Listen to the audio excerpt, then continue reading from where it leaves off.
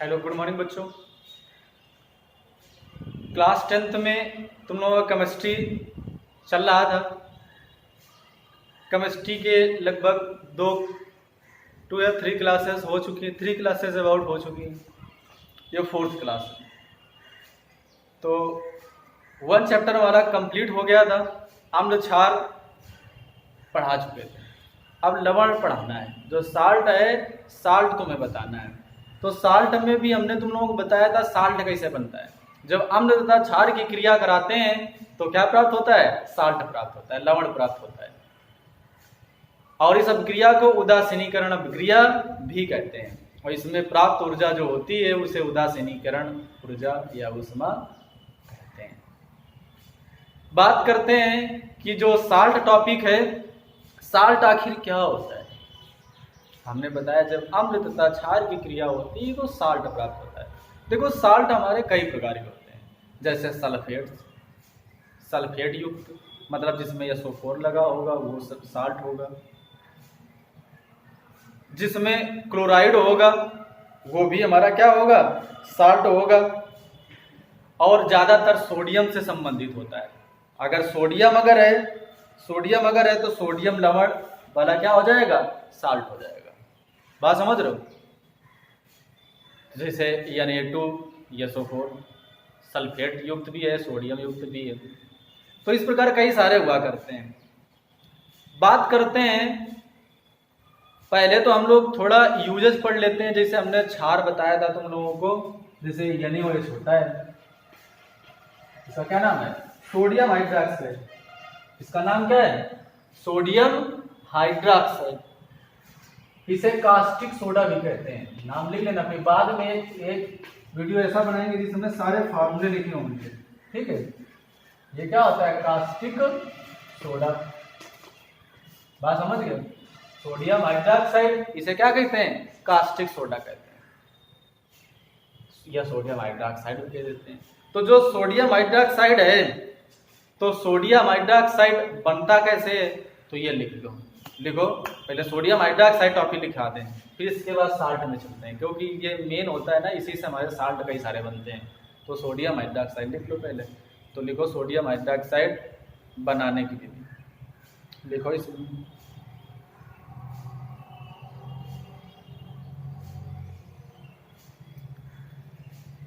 देखो, तुम लोग जब फर्स्ट ईयर में आओगे तो वहां पर केमिस्ट्री में एक टॉपिक है हाइड्रोजन गैस प्राप्त कर। तो जो हाइड्रोजन गैस बेटा प्राप्त होती है वो एक हमारी नेल्सन सेल विधि होती है। नेल्सन सेल से हाइड्रोजन भी निकलता है, क्लोरीन भी निकलता है। उसमें क्या करते हैं हम लोग कि जैसे यही है सोडियम हाइड्रोक्साइड NaOH या NaCl कह सकते हो, क्या? NaCl जो हमारा नमक होता है, साधारण नमक, इसमें मिलाओ H2O, मतलब इसे लाइम कहते हैं। मिलाकर जब हम लोग बेचते थे तो हमारा एक कैथोड कक्ष होता था, वहाँ पर बाहर जाली लगी होती है। वो आगे खैर तुम्हें मिल जाएगा जब फर्स्ट ईयर में आओगे। अभी फिलहाल तुम्हें ये देखना है कि जो नमक ले लिया, पानी मिला दिया और इसमें करंट भेजा। क्या भेजा? करंट, विद्युत अपघटन कराया। विद्युत अपघटन का मतलब है कि करंट भेजेंगे। जब करंट बेटा भेजोगे तो क्या हो जाएगा? NaOH सोडियम हाइड्रोक्साइड नीचे प्राप्त होगा एनोड कक्ष में, और प्लस हाइड्रोजन निकलेगा कैथोड कक्ष में, और एनोड निकल जाएगा, क्लोरीन निकल जाएगा किसमें? कैथोड कक्ष में। जो क्लोरीन निकलेगा तुम्हारा उधरे कैथोड कक्ष में निकल जाएगा, एनोड कक्ष में ये मिलते हैं। तो तुम्हें कक्ष अभी नहीं देखना है, अभी रिएक्शन देखना है। बताओगे जब सोडियम क्लोराइड की क्रिया जल से कराते हैं, या सोडियम क्लोराइड की क्रिया जल से करा कर विद्युत अपघटन कराते हैं, तो सोडियम हाइड्रोक्साइड हाइड्रोजन तथा क्लोरीन प्राप्त होता है। ये रिएक्शन काफी इंपॉर्टेंट होती है। देखो, बैलेंस करना है तो बैलेंस कर सकते हो। क्लोरीन 2 है तो यहाँ 2 गुणा करो, क्लोरीन 2 हो गए। सोडियम 2 हो गए तो यहाँ 2 गुणा करो, सोडियम 2 हो गए। बात करते हैं हाइड्रोजन कितने? यहाँ हाइड्रोजन देखो, यहाँ ऑक्सीजन 2 हो गए तो 2 गुणा करा दो, ऑक्सीजन भी 2 हो गए। हाइड्रोजन 4 हो गए, इधर देखो 2 हाइड्रोजन 4 हाइड्रोजन हो गए। ये आ गया। तो हमें क्या प्राप्त हो गया? सोडियम हाइड्रोक्साइड प्राप्त हो गया। लैंग्वेज लिख लोगे ना, सभी लैंग्वेज जब से शुरू होगी प्राप्त होता है खत्म होगी। बताओगे जब सोडियम क्लोराइड की क्रिया जल से कराते हैं, ब्रैकेट में विद्युत अपघटन भी लिख देना, विद्युत अपघटन कराते हैं तो सोडियम हाइड्रोक्साइड का हाइड्रोजन तथा क्लोरीन प्राप्त होता है। तो ये हो गया तुम्हारा क्या? बनाने की विधि। रिएक्शन नोट कर लेना, क्योंकि बिना रिएक्शन के मान नहीं होगी, रिएक्शन लिखना पड़ेगा बेटा। तो ये रिएक्शन नोट कर लो।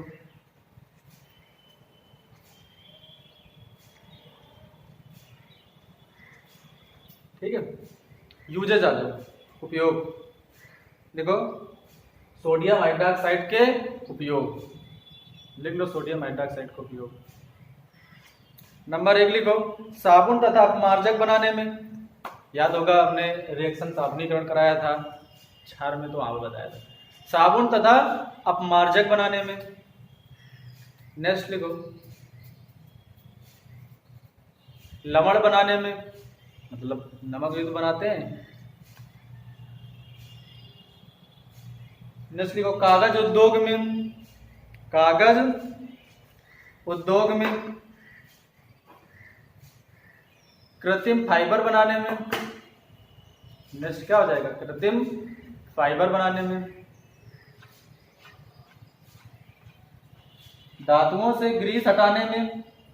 धातुओं से ग्रीस हटाने में। अरे होता है ना कि जैसे तेल लग जाता है तो हम लोग जो घड़ी साबुन से धुलते हैं तो छूट जाता है ना, तो वो कास्टिक होता है जो तुम्हारा छुटा देता है, चिकनाहट जो छूटती है। ठीक है, ये हो गया।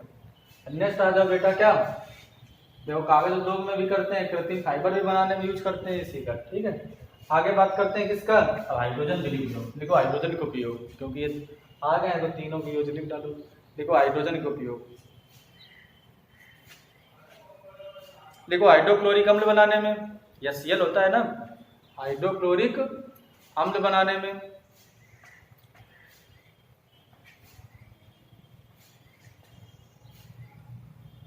नेक्स्ट लिखो, अमोनिया के निर्माण में।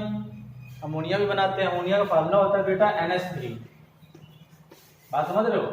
N2 + H2 gives 2NH3। यहाँ 3 हो जाएगा, 1 से 3। हाइबर ने बनाया था, तभी नोबेल पुरस्कार दिया गया था 1919 में। तो ये हो गया बेटा। नेक्स्ट आ जाओ,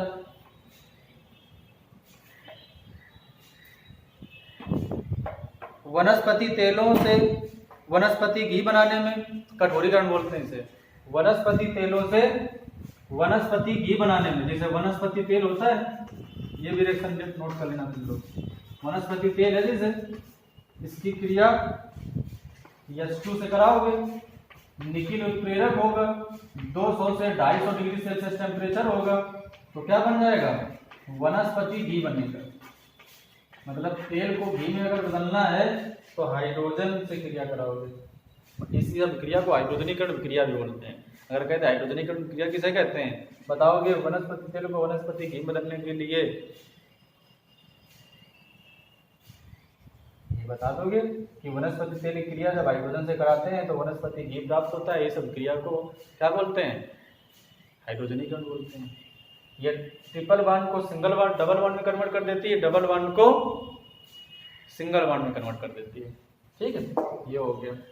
नेक्स्ट लिखो, निकिल उत्प्रेरक फिक्स है और 200 से 250 डिग्री सेल्सियस भी क्या है? फिक्स है टेम्परेचर। नेक्स्ट, रॉकेट ईंधनों में,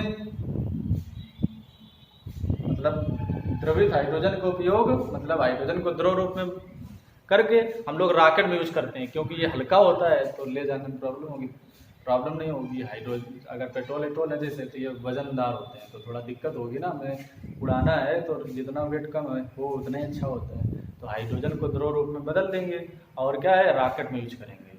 तो द्रवित हाइड्रोजन का यूज रॉकेट ईंधनों में किया जाता है।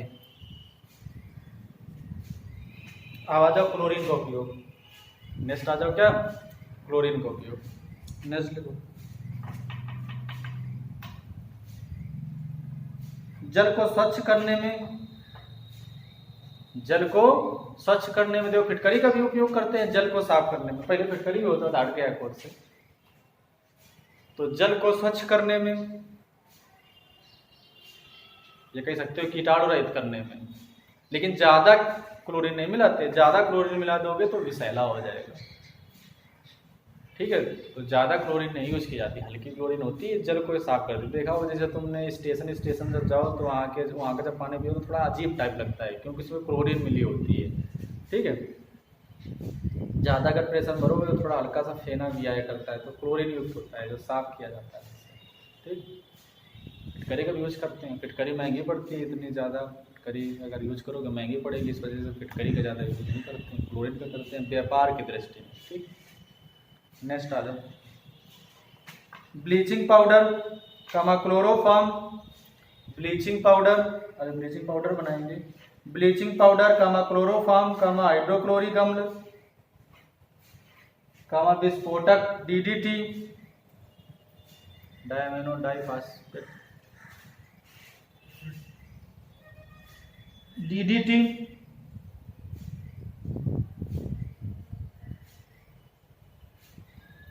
आदि पदार्थ बनाने में। नेक्स्ट देखो, पीवीसी पॉलीवाइनिल क्लोराइड बनाते हैं ना, क्लोरीन का यूज करके बनाते हैं। पीवीसी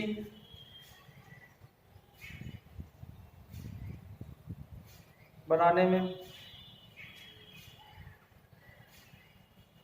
लकड़ी व सूती कपड़े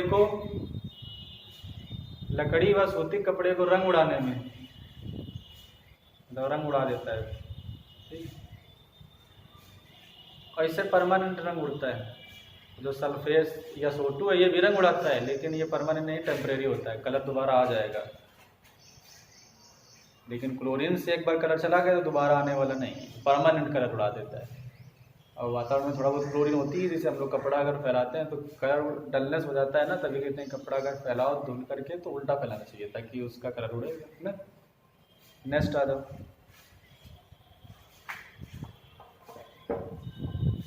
ठीक है, तो ये सारे तुम्हारे टॉपिक रहे। अब बात करेंगे क्या, अब बात करेंगे लवण की। देखो कुछ लवण है जो हमें पढ़ना है, जैसे 5 लवण है। साधारण लवण सोडियम क्लोराइड, ये पढ़ना है। विरंजक चूर्ण का फार्मूला होता है CaOCl2, calcium hypochloride, calcium chloro hypochloride, ये पढ़ना है। बेकिंग सोडा, इसे सोडियम बाइकार्बोनेट भी कहते हैं। ठीक है, खाने वाला सोडा होता है। ये धावन सोडा या वाशिंग सोडा भी कह सकते हो, इसे कहते हैं सोडियम कार्बोनेट, डेका हाइड्रेट। ठीक है, प्लास्टर ऑफ पेरिस जिसे POP कहते हैं, ये होता है, इसका फार्मूला क्या है CaSO4.12H2O, calcium sulphate hemi hydrate, calcium sulphate hemi माने आधा, हाइड्रेट माने जल। ठीक है, तो ये सारे हो गए। तो ये हमें टॉपिक पढ़ना है, स्टेप बाय स्टेप तुम्हें बनाने में भी और थोड़ा बहुत केमिकल प्रॉपर्टीज और फिजिकल प्रॉपर्टी यूजेस ये बताएंगे। ठीक है, ये सारे फार्मूला याद कर लेना, फिर स्टेप बाय स्टेप कल तुम्हारा क्या है ये बताएंगे।